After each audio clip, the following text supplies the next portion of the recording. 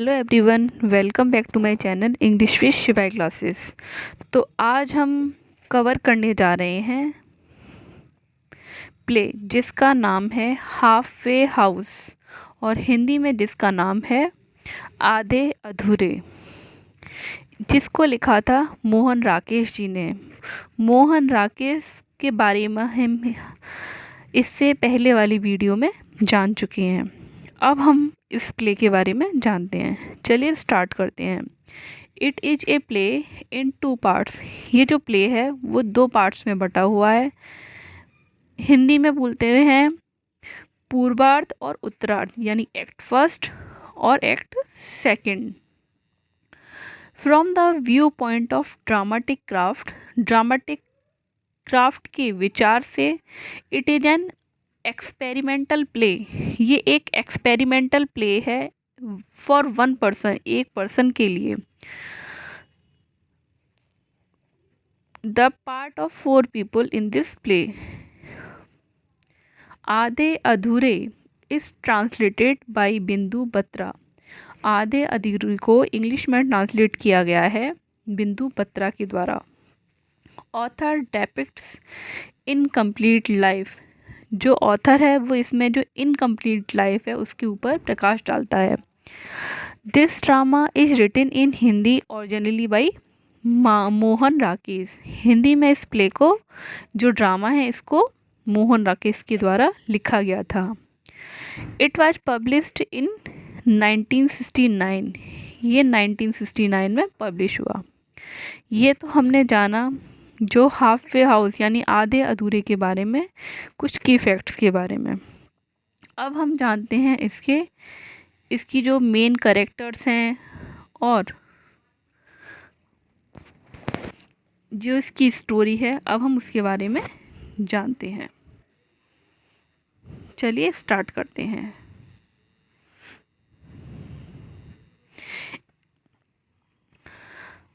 मोहन राकेश ने जो आधे अधूरे प्ले लिखा है, इसमें जो मेन कैरेक्टर है वो सावित्री और उसका हस्बैंड महेंद्रनाथ, अशोक उसका बेटा है, बिन्नी उसकी बेटी है जिसकी शादी हो चुकी है, किन्नी भी उसकी बेटी है। चलिए प्ले स्टार्ट करते हैं। जो सावित्री है वो एक मिडिल क्लास फैमिली को बिलोंग करती है, पर अपने परिवार में एकमात्र कमाने वाली है। कौन? सावित्री। उसकी कमाई से घर चलता है। इनके परिवार में और कोई दूसरा कैरेक्टर नहीं कमाता है।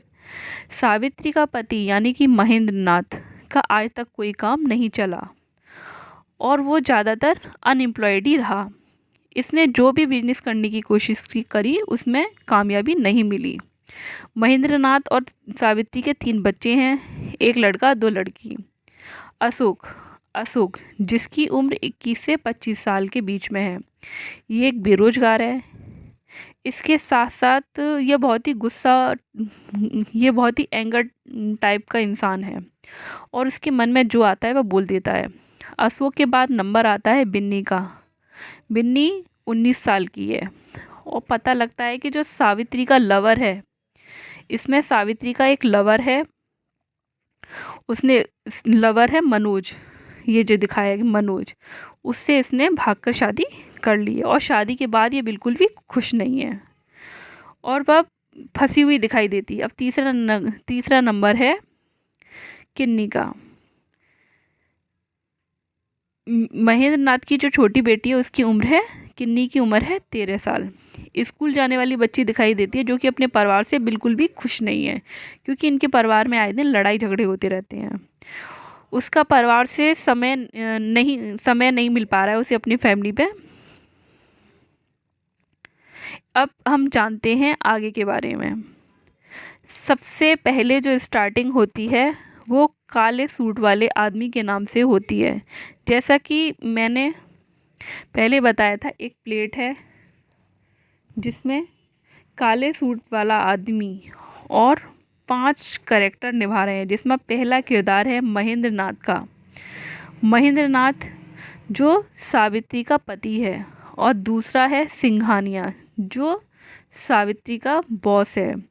और तीसरा है जुनेजा, जो सावित्री का पहला प्यार था और महेंद्रनाथ का सच्चा दोस्त था। और चौथा जो है वो है जगमोहन, जगमोहन जो सावित्री का करंट लवर है। और पांचवा किरदार है मनोज, मनोज जो सिर्फ हमें डायलॉग्स में देखने को मिलता है, प्ले में मतलब उसका जो कैरेक्टर है वो बैकग्राउंड में दिखाया गया है, स्टेज पर उसको नहीं शो किया गया है। इससे पता चलता है कि स्टोरी कितनी मिडिल क्लास फैमिली की है, जहाँ पर सावित्री एकमात्र कमाने वाली महिला है और घर के सारे लोग बेरोजगार हैं। उसी की कमाई से घर चलता है। और कहानी में ये देखा गया है कि सावित्री अपने घर परिवार का स्तर की कितना ऊंचा उठाने की कोशिश करना चाह रही है। सावित्री अपने घर पर बाहर से आई है और वो चाहती है कि महेंद्र उसे चाय बना कर दे। इसी बात पर दोनों में बहस हो जाती है। सावित्री महेंद्र में लड़ाई होने लगती है। इतने में ही कमरे में एंट्री होती है बिन्नी की।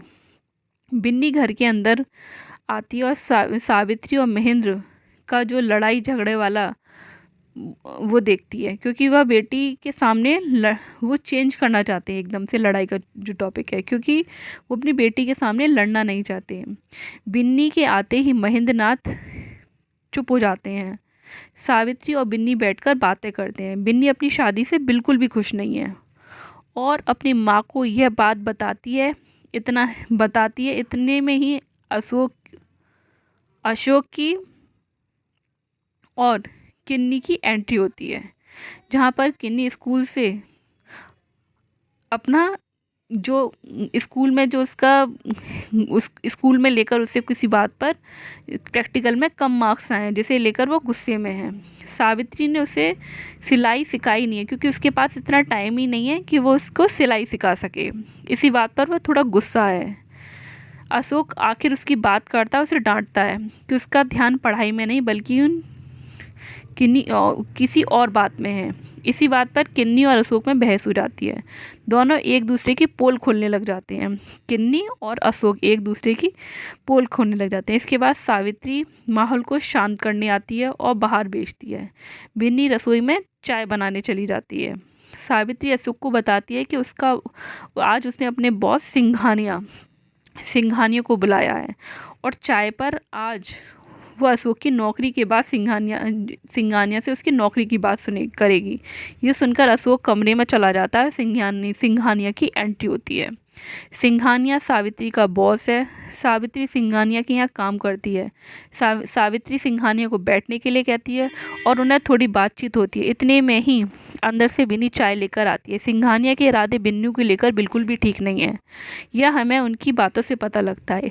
इतनी सावित्री आवाज़ देकर अशोक को बुलाती है और उससे इंट्रोड्यूस कराती है और अशोक के काम के लिए बात करती है। पर सिंघानिया बात को टालने लगता है और कहता है कि जैसे वैकेंसी निकलेंगी वैसे हम इसको मिला लेंगे। इतने में ही अशोक को गुस्सा आ जाता है, वह सिंघानिया के साथ मिसबिहेव करने लगता है। अशोक गुस्से में सिंघानिया को कुछ कह देता है और यहाँ पर सिंघानिया की एग्जिट हो जाती है। अशोक कमरे में चला जाता है। इसके बाद सिंघानिया भी वहाँ से चला जाता है। सावित्री अशोक को डांटती है और आगे से ऐसा न करने की चेतावनी देती है। अब थोड़ी देर बाद सावित्री के घर पर जगमोहन की एंट्री होती है। जगमोहन जो सावित्री का करंट लवर है। जगमोहन के आते ही उसे भी चाय दी जाती है घर में और जगमोहन सावित्री बैठकर कुछ देर बात करते हैं। उनकी बातों से हमें लगता है कि जगमोहन और सावित्री के बीच कुछ डील हुई है, जिसके चलते सावित्री को जगमोहन के साथ जाना पड़ेगा। जगमोहन सावित्री को एक हार लाकर देता है और सावित्री से इसके बाद वो बिन्नी को बताती है कि उसे कहीं जाना है जगमोहन के साथ, और जगमोहन और सावित्री दोनों बाहर चले जाते हैं। कुछ देर बाद सावित्री के घर में जुनेजा की एंट्री होती है। जुनेजा जो कि सावित्री का फर्स्ट लवर है और महेंद्रनाथ का बेस्ट फ्रेंड है। जनेजा और महेंद्रनाथ बचपन के दोस्त हैं। जुनेजा महेंद्रनाथ के साथ मिलकर बिजनेस करते हैं, जो कि उन्हें कामयाबी नहीं मिल पाई। महेंद्रनाथ जुनेजा के साथ जितने भी आज तक बिजनेस डील करी है वह कामयाब नहीं हो पाए, पर जुनेजा एक पैसे वाला इंसान है। उसके अपने पर्सनल बिजनेस बहुत बढ़िया चल रहे हैं। जुनेजा महेंद्रनाथ से पूछता है और सबसे मिलता है। महेंद्रनाथ इस वक्त घर पर नहीं है, तीनों बच्चे घर पर हैं और वह जुनेजा को अच्छे से ट्रीट करते हैं। इसके बाद स्क्रीन पर एंट्री होती है सावित्री की। सावित्री जुनेजा सावित्री का पहला प्यार था, इसीलिए हमें जैसे वो दोनों एक दूसरे की सिचुएशन अच्छी तरह जानते हैं। सावित्री जुनेजा को बिल्कुल भी पसंद नहीं करती है। उसका मानना है कि उसके पति को बर्बाद करने में दुनिया का मतलब जो दुनिया में सबसे बड़ा हाथ इस जुनेजा का ही है। सिर्फ वही पार्टनरशिप में महेंद्रनाथ का कोई विशेष चलने नहीं देता। इस वजह से सावित्री जुनेजा को पसंद नहीं करती। सावित्री की टोन से हमें पता लगता है कि वह उससे जुनेजा से कितनी नफरत करती है और बातों ही बातों में जुनेजा और सावित्री की लड़ाई हो जाती है। लड़ाई में जुनेजा गुस्से में सावित्री की हिस्ट्री उसके बच्चों के सामने खोल देता है और सारी कहानी उन्हें बता देता है। वह बताता है कि सावित्री एक लालची महिला है जो सिर्फ पैसे के पीछे भागती है और पैसे के लिए कुछ भी कर सकती है। वह सिर्फ पैसे के लिए ही हम लोगों से बात करती है और अमीर लोगों के बीच में रहती है। यह बताता है कि सावित्री सबसे पहले उससे प्यार किया करती थी, उसके बाद महेंद्रनाथ के लिए दुनिया को छोड़ दिया। आज महेंद्रनाथ के पास पैसा नहीं है तो सावित्री उसे भी पसंद नहीं करती। इस पर सावित्री भड़क जाती है और उसे सबके सामने चोर लुटेरा और पता नहीं क्या क्या कह देती है। वह कहती है कि उसके पति का सारा पैसा जुनेजा ने ही लूट लिया, वह ऐसे ही आज पैसे वाला नहीं बना। जुनेजा फिर बोलना शुरू होता, कहता है सावित्री सिर्फ पैसों से प्यार करती है, वह अपने पति को नहीं करती। इसका पति महेंद्र उसे बहुत प्यार करता है। उसकी ये पोल खोल देता है सारी। कौन? जुनेजा। इसके बाद महेंद्रनाथ के लिए जुनेजा को उसने महेंद्रनाथ के लिए जुनेजा को ठुकराया था। यह सुनकर पूरे घर में सन्नाटा छा जाता है और सब एक दूसरे की शक्ल देखने लगते हैं। इतने में ही गेट खुलता है, वहाँ से महेंद्रनाथ की एंट्री होती है क्योंकि महेंद्रनाथ उस समय घर पर नहीं होता, जिससे सब कुछ सुन लिया था। और इतने में ही स्टेज पर पर्दा गिर जाता है और यहाँ पर ही कहानी का एंड हो जाता है। मतलब जो लड़ाई जुनेजा और सावित्री के बीच चल रही थी और जुनेजा सावित्री की सारी पोल खोल रहा था, उस टाइम महेंद्रनाथ उसका हस्बैंड घर पर नहीं था और तभी गेट खुलता है, महेंद्रनाथ अंदर आता है। महेंद्रनाथ ने जितनी भी लड़ाई सावित्री और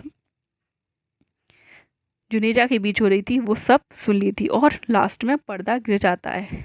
आगे की कहानी के बारे में नहीं पता होता कि आगे क्या होता है।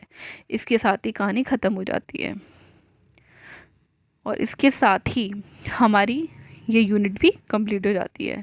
Thanks for watching.